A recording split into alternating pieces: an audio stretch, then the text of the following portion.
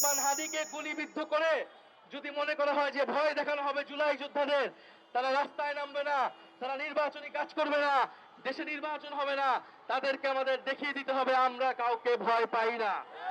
আমাদের দ্বিতীয় কর্তব্য হচ্ছে নির্বাচনের সুষ্ঠু পরিবেশ এবং পরিস্থিতি তৈরি করা। বাংলাদেশে নির্বাচন বানচালের প্রচেষ্টা চালানো হচ্ছে।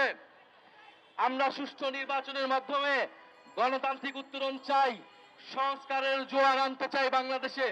ফলে যারা জাতীয় নাগরিক পার্টির মনোনয়ন পেয়েছেন এবং অতি দ্রুত সময়ের মধ্যে আমরা বাকি আসনগুলোতেও মনোনয়ন দিয়ে দিব, আমরা আগামীকাল থেকে মাঠে নামবো। শরীফ ওসমান হাদির আকাঙ্ক্ষা এবং চেতনাকে ধারণ করে আমরা জনগণের কাছে যাব, সংস্কারের পক্ষে আমরা আমাদের যে নতুন বাংলাদেশের আকাঙ্ক্ষা, সেই বাংলাদেশের আকাঙ্ক্ষা মানুষকে শোনাবো। ফলে নির্বাচন কমিশনের যেই বিধিবিধান রয়েছে সেই বিধিবিধানকে মেনেই আপনারা রাস্তায় নামুন, আপনারা নির্বাচনী কার্যক্রম শুরু করুন, প্রস্তুতি শুরু করুন। আমরা দেখিয়ে দিব শেখ শরীফ ওসমান হাদিকে গুলি করা হলো, হাজার হাজার শরীফ ওসমান হাদিরা তার গণঅভ্যুত্থানের আকাঙ্ক্ষা নিয়ে জনগণের দরজায় দরজায় যাবে। ফলে এই নির্বাচনকে যতভাবেই চেষ্টা করা হোক না কেন প্রতিহত করার, আমরা সংস্কার, বিচার এবং নির্বাচনের যেই আমাদের দাবি ছিল গণঅভ্যুত্থানের পরবর্তী সময়ে, সেই দাবি অনুযায়ী আমরা নির্বাচনের দিকে আগাবো এবং জাতীয় নাগরিক পার্টি দ্রুত সময়ের মধ্যে তার বাকি আসনগুলোতে মনোনয়ন দিয়ে দিবে। আপনারা যারা এখনো জাতীয় নাগরিক পার্টির এই যাত্রায় যুক্ত হতে চান, আপনারা যোগাযোগ করুন।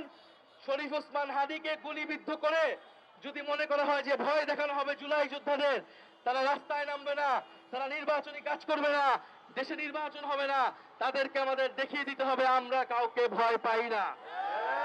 শরীফ ওসমান হাদি একটি রিক্সা, একটি ভ্যান করে মুড়িয়ার বাতাসা নিয়ে তার 5 জন সহযোদ্ধা নিয়ে একা একা মানুষের কাছে যেত, মসজিদে মসজিদে গিয়ে লিফলেট দিত, তার স্বপ্নের কথা বলতো, তার প্রতিশ্রুতির কথা বলতো। আমরা ঠিক এইভাবে আমরা 5 জন, 10 জন, 20 জন মানুষ নিয়ে আমাদের লিফলেট নিয়ে আমাদের প্রতিশ্রুতি নিয়ে আমরা মানুষের কাছে যাব এবং সামনের নির্বাচনে আমরা সংস্কারের পক্ষে, হ্যাঁ ভোটের পক্ষে আমরা জনমত তৈরি করে এই নির্বাচনের মাধ্যমে আমরা যে জুলাই সনদের আমরা যে অর্জন পেয়েছি সেই অর্জনকে আমরা প্রতিষ্ঠা করব এবং আমাদের নতুন সংবিধান এবং গণতান্ত্রিক লড়াইয়ের এই লড়াইকে, এই দাবিকে আমরা এগিয়ে নিয়ে যাব।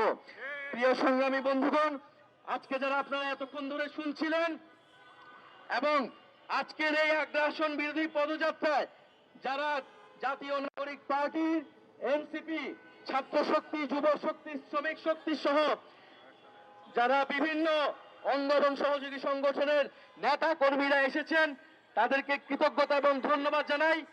বাংলাদেশের মানুষ, ঢাকা শহরের মানুষ আজকে আমাদের মেসেজটি পেয়েছে। ইনশাআল্লাহ সামনের দিনগুলা আমরা ঐক্যবদ্ধভাবে কাজ করব।